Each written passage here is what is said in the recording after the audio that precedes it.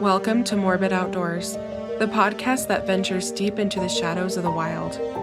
Here, we unravel the mysteries of missing persons, explore spine-chilling legends, and share the most morbid stories that nature has to offer. From the depths of the dense forests to the highest mountain peaks, we'll uncover the secrets that lie hidden in the great outdoors. Join us as we navigate the eerie, the unexplained, and the terrifying. So if you dare, grab your gear and let's embark on a journey into the unknown. This is Morbid Outdoors.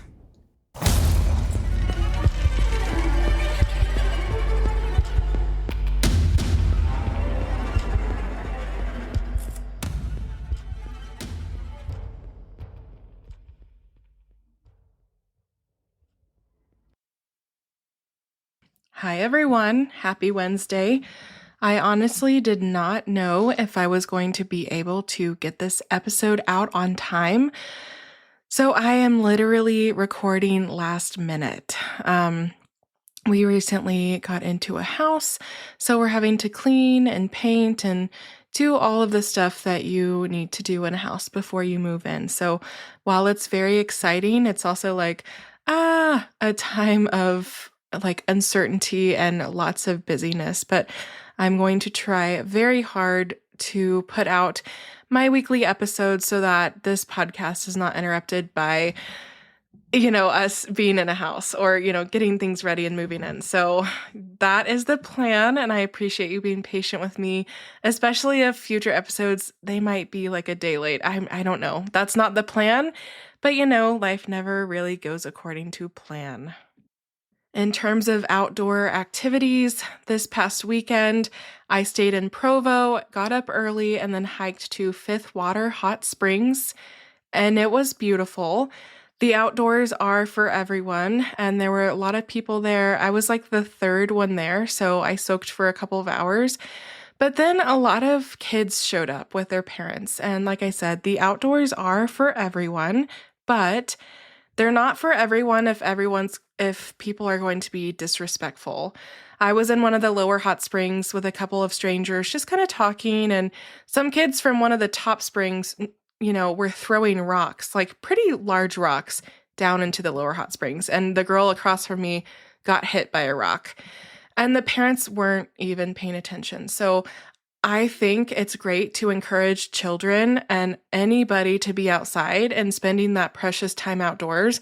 But I also think it's important for parents to make sure that their children aren't hurting others because that is exactly what was happening in this case. So if you're a parent and you listen to the show, I really hope that you don't do that, but it was kind of not as fun. It wasn't enjoyable to be there and having rocks thrown at us. And then there were other people with very loud speakers playing, and it's, I'm outside to enjoy the nature and the nature sounds and not getting hit by rocks. And that's just not how it went. So I just want to remind everybody about trail etiquette and just outdoor etiquette in general. So don't play music from a loudspeaker. Don't talk on your cell phone, on speaker. And, don't let your kids throw large rocks at other people and hit them. It's not cool, and people don't get to enjoy their outside time. So that's my little soapbox for the day. But so Fifth Water Hot Springs was amazing. And then the next day I hiked around Brighton with some friends from Salt Lake. And it's so beautiful. The aspens right now are just popping off. Everything is so beautiful. So I'm enjoying the mountain weather, and hopefully I'll get to enjoy some of the fall weather soon when the weather drops here in the valley. I also just want to say that I recently got new glasses and new prescription lenses, so I'm trying my best to get used to them. It's a little different, so just bear with me. I might stumble over some words or take random just pauses because I'm still trying to adjust to these new glasses, so thanks for being patient with me. Time to gear up and get outdoors. Let's dive into our case. One of the most dangerous places to be a law enforcement officer is inside the nation's national parks and preserves. Rangers work with little backup in remote territories and face numerous dangers. While on patrol on West Mountain in Hot Springs National Park, U.S. National Park Ranger James A. Cary was murdered by bootleggers. His murder marked a historic event. He was the first U.S. Park Ranger to ever be killed in the line of duty.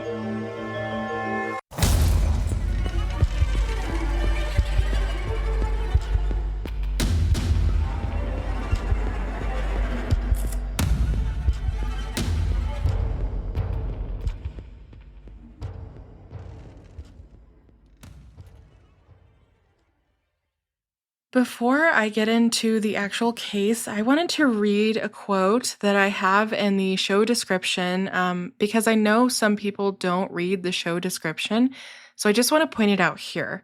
So the following is a quote from Andrea Lankford reporting for Backpacker.com. Quote, "From 2000 to 2010, a national park ranger was more likely to be assaulted in the line of duty than any other federal officer, including those who work for the U.S. Bureau of Alcohol, Tobacco, and Firearms and Explosives, the Secret Service, and the Drug Enforcement Agency.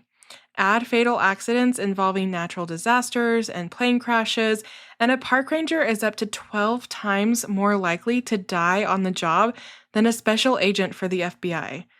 End quote. So, guys, that is amazing. And if you haven't heard, this statistic before, it's legit and it is so scary. So next time you're at a national park and you see a ranger, if you don't thank them already for what they're doing, you need to thank them again because they are just as same and just as important as our normal police officers and firefighters and everybody else who does a civil duty that could be in the line of fire. So say thanks to them. They really can and do put their lives on the line every day. And this episode is about just that.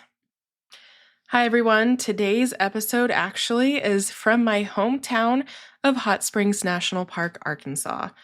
So many of you probably have not been to Hot Springs National Park, but it's the only national park that has a city because it is a city. So I grew up here. I grew up on the weekends driving around on West and North Mountain with friends.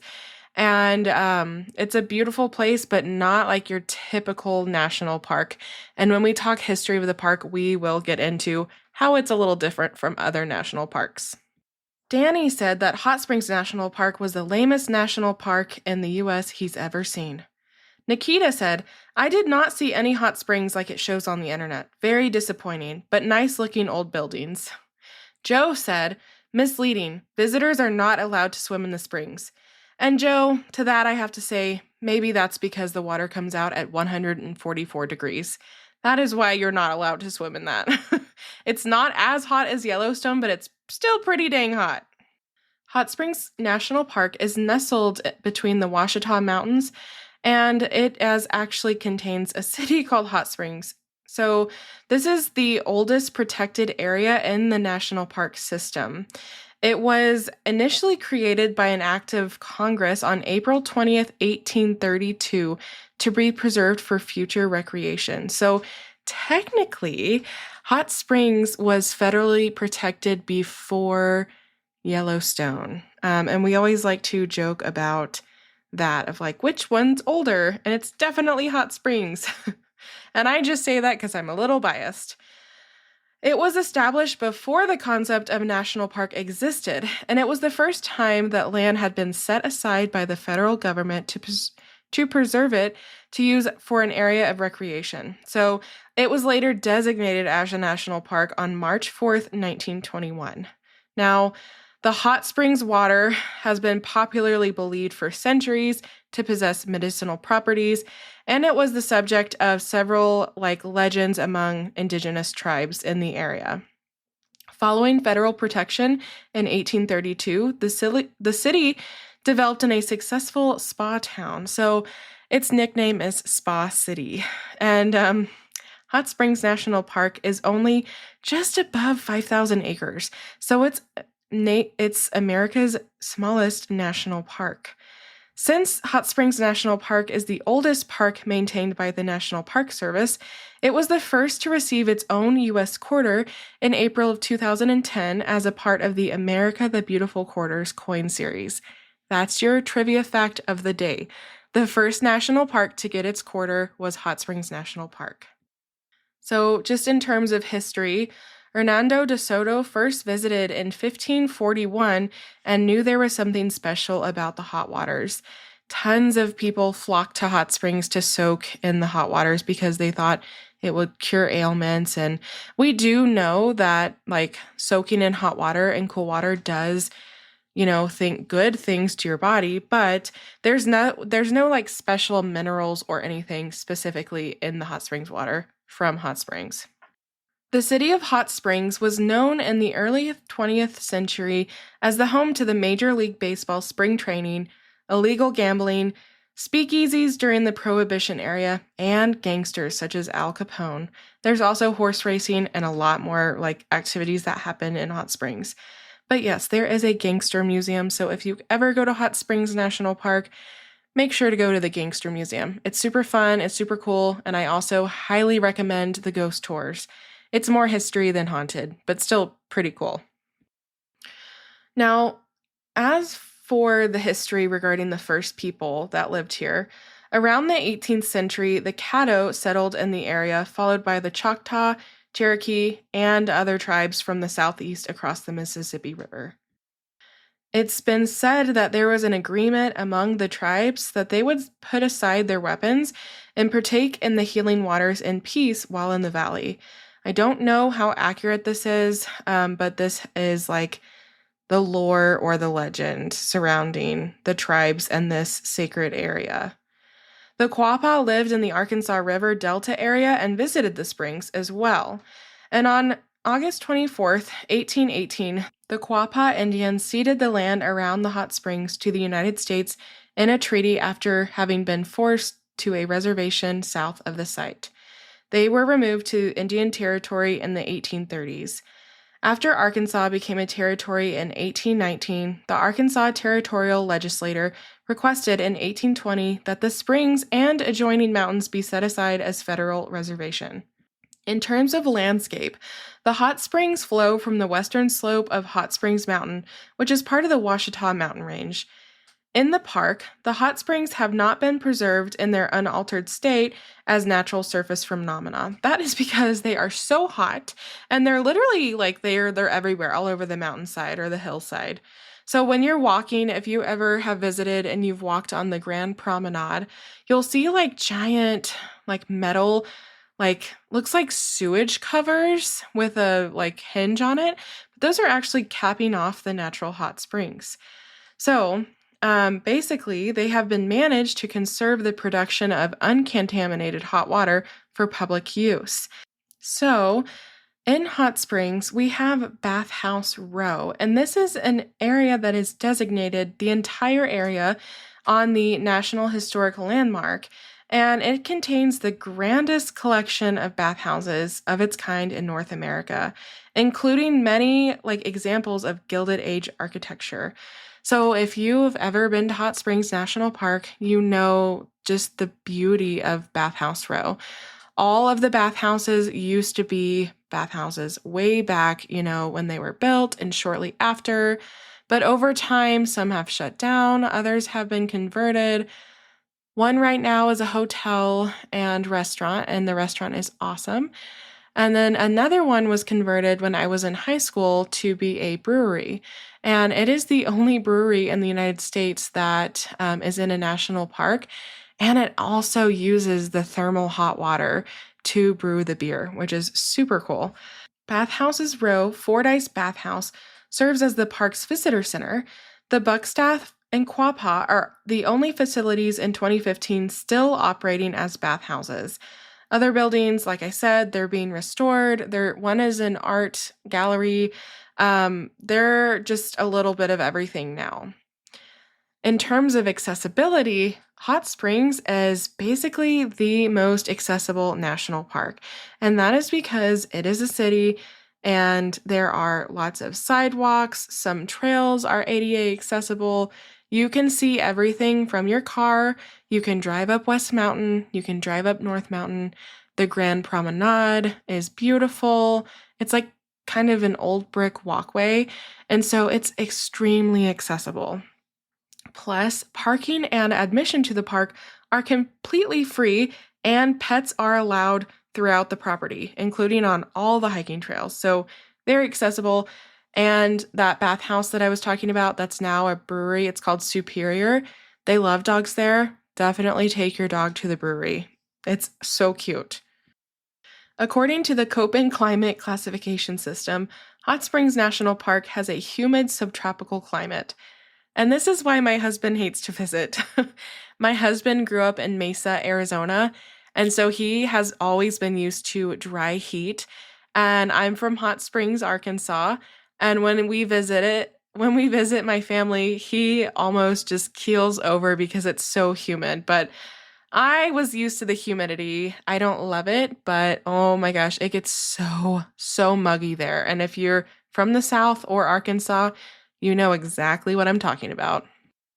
And because Hot Springs National Park is a city basically, there's not a ton of wildlife. There are only 230 acres of unlogged pine and oak forest on North and Hot Springs Mountain and 90 acres on Sugarloaf Mountain.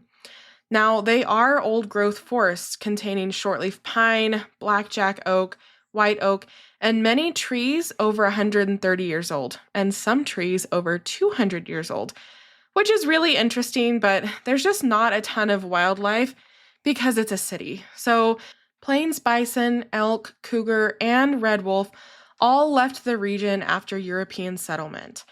The present-day fauna include white-tailed deer, wild turkey, squirrel, rabbit, opossum, fox, coyote, skunk, raccoon, mink, all like the general little animals. We do have armadillos as well. And fun fact, the water from Hot Springs National Park is more than 4,000 years old because it is coming up from like the depths of hell. Just kidding. But it is coming up from the earth, and it's just something I will never understand is like hydrology and geology. The water is more than 4,000 years old, and that is pretty much the only thing you need to know. So like I said, Hot Springs is the only national park with a brewery, and it was opened in 2014, and it's the only brewery in the world using thermal spring water as its main ingredient. It's housed in the Superior Bathhouse, which operated, like the original one, operated from 1916 to 1983. It was the longest continuous operation of all of the Hot Springs bathhouses, which is super cool. Also in Hot Springs, you can get free water, which seems just kind of weird to say, oh yeah, free water. But there are water filling stations where you can bring any container of any size and just fill up on natural spring water, and it tastes so good. So here's the thing about Hot Springs. You don't go for nature, you go for the history and the architecture. You go for the Oaklawn racetrack where you can watch horse racing, and you can go to the Arkansas Derby. You go for the Gangster Museum, the Ghost Horse, the Bathhouse Row, because there is so much history in this tiny little town. Back in the 1920s, it was a hotspot for smuggling and organized crime activity. So very interesting to hear about. And if you're a local, well, I've always heard about the tunnels under the town. I've never been in them because they have them capped off, nor do I think I would go because tunnels under a city are kind of creepy to me. So I have not been, but I have friends that have gone down in them. Now let's learn more about today's episode's victim. So, Hot Springs National Park Ranger James Cary was born in Missouri on December 19th, 1895, and served in the U.S. Navy during World War I. He began his federal service in Hot Springs at the U.S. Post Office in April 1919 and worked there until the end of March 1920. On December 19th, 1920, he married Thelma B. McClaslin, and she actually was alive between 1903 and 1976.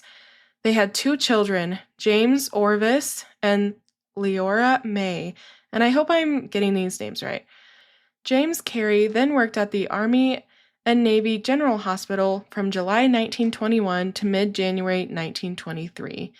In October 1923, James received his appointment to the Hot Springs National Park as a law enforcement ranger. He was paid $1,000 per year with a bonus of $250.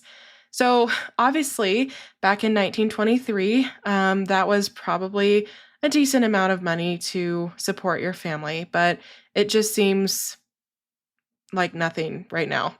But it was also like 100 years ago. So our story starts on December 7th, 1926. James arrested Raymond Hunt, Walter Weldon, and Ed Halsey for illegally transporting whiskey through Hot Springs National Park. The trial was scheduled for April 4th, 1927, and James would be the only witness. And I think that says a lot about James Cary's moral and values, because this was during Prohibition, and I just, there were a lot of cops and law enforcement officers that just looked the other way and maybe received money or some of the supply. And so this just says a lot about James Cary, that he was actually enforcing the law and doing his job and making sure that people were following the law. And back then, I can say that that was probably just very hard, especially if he could have looked the other way for money to support his family, right? It was hard times back then. 3 months later, on March 12th, 1927, at about 4 p.m., James left park headquarters to conduct a routine patrol of the park. When James did not return by 8 p.m., Park Superintendent Joseph Bolton ordered a search. Unfortunately, James's body was found early the next morning, about 50 feet from where he had arrested the bootleggers several months before. A coroner's inquest determined that James was killed by a .45 caliber pistol bullet fired from close range, and that he had been dead since approximately 5 o'clock p.m. James was buried in the Low Cemetery in nearby Royal, which is in Garland County, on March 15th, 1927. Obviously, since James was a law enforcement officer, and a federal one at that, an investigation started right away. And the investigation into James's murder hit a stone wall due to jurisdictional disputes, the reluctance of many locals to aid in an investigation into local criminals, and the possible interference of corrupt officials. So from the start, it seems like the investigation was absolutely doomed. You have these known criminals that people are probably scared of, and then you have officials that are corrupt. And like I said, James was not a corrupt official, and seriously, it speaks volumes about him as a person.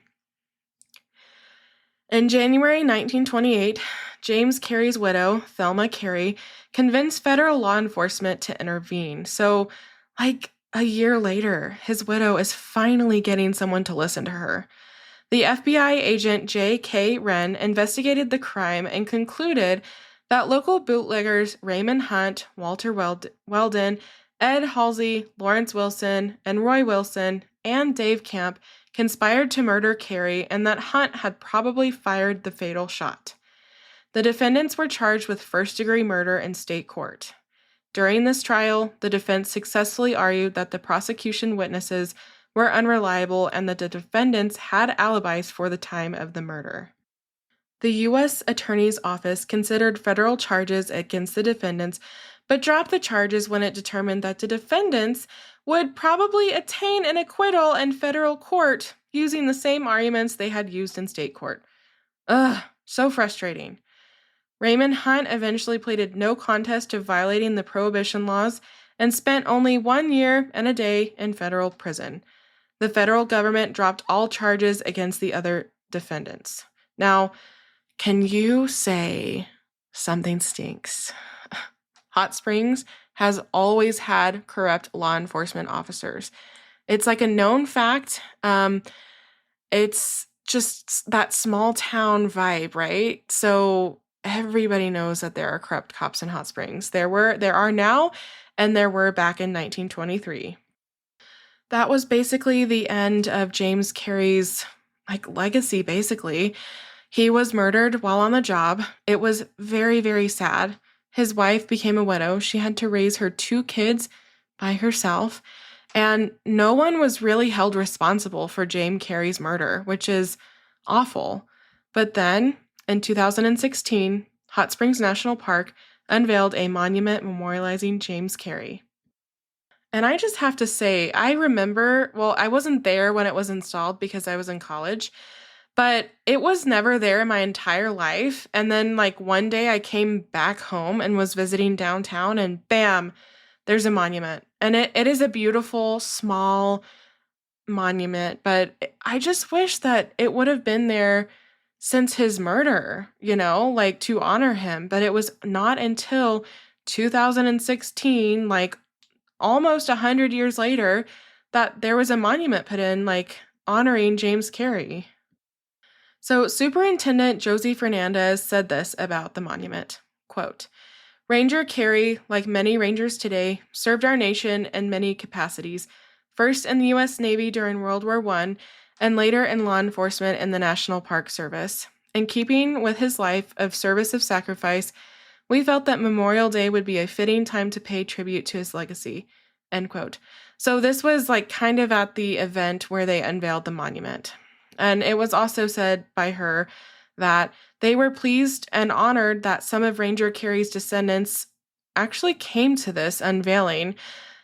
Basically, the public was invited, military veterans and law enforcement officers in particular all came, and James Cary's son actually was still living at this time and came to see this monument unveiled for his father. National Park Service Ranger Zach Summerlin actually gave the presentation, and like I said, Ranger Cary's son, James O. Cary, was in attendance. Summerlin explained that through his presentation, he hoped to fill in the gaps in the story from the perspective of law enforcement. Cary said he was pleased with Summerlin's handling of his father's death. It was an excellent presentation, Cary said. Everything sounded very familiar. Now, while he did attend this unveiling for his late father's memorial, he was in the 90s at this time. And I just think, how great is it that he was able to go and pay tribute to his late father, 87 years later. It's amazing. Cary said he did not wish to comment on his father's death. He did, however, say that he believes that authorities conspired against the shooting. I try to forget it, he said. I still think it was a conspiracy, though. James Cary's case and his murder are still technically unsolved. I don't know.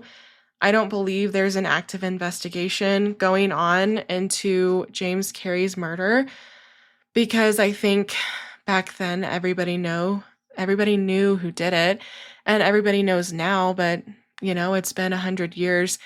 There's nothing we can do now except to tell the truth and to tell the real story.